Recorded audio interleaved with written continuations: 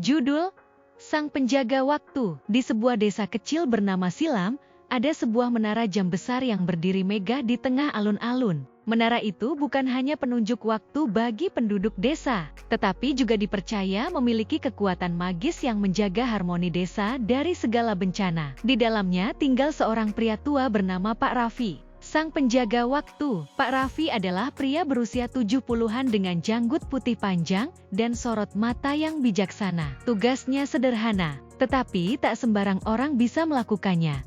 Memastikan jarum jam terus berputar tanpa pernah berhenti. Ia selalu berkata kepada penduduk desa, jika jam berhenti, desa ini akan kehilangan ritmenya dan sesuatu yang buruk akan terjadi.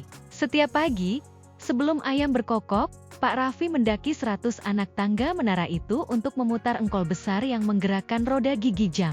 Penduduk desa sering bertanya-tanya, mengapa tidak mengganti mekanisme jam itu dengan yang modern? Namun, Pak Raffi selalu menjawab, waktu tidak butuh teknologi, hanya kesetiaan. Suatu hari, angin dingin dari utara bertiup kencang, membawa awan kelabu yang mengancam desa. Hujan turun deras disertai petir menyambar, hingga listrik di desa padam. Penduduk desa yang biasa melihat cahaya jam di malam hari kini merasa kehilangan arah. Mereka berkumpul di alun-alun, berharap Pak Raffi bisa memberikan penjelasan. Namun, sesuatu yang aneh terjadi. Saat mereka melihat menara, jarum jam berhenti pada angka pukul 11 pagi lewat 59 menit. Pak Raffi, yang berada di dalam menara, terkejut mendengar suara roda gigi yang berderit seperti menjerit kesakitan. Ketika ia memeriksa mekanismenya, ia melihat bahwa salah satu roda gigi utama telah patah. Ini tidak pernah terjadi sebelumnya, gumamnya, jantungnya berdegup kencang. Di tengah kebingungan,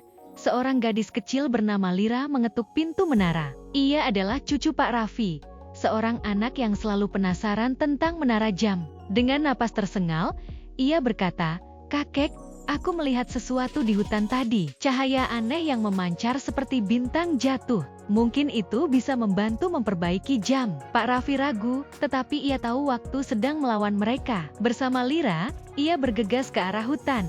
Di sana, mereka menemukan batu bercahaya biru yang berdenyut seperti jantung. Pak Raffi menyadari, inilah yang disebut dalam legenda sebagai hati waktu. Batu ini dipercaya dapat menggantikan roda gigi yang rusak. Dengan penuh kehati-hatian, mereka membawa batu itu ke menara. Pak Raffi memasangnya di tempat roda gigi yang patah, berharap itu akan bekerja. Ketika engkol diputar, jam perlahan berdetak kembali, dan suasana desa menjadi terang benderang. Penduduk desa bersorak kegirangan.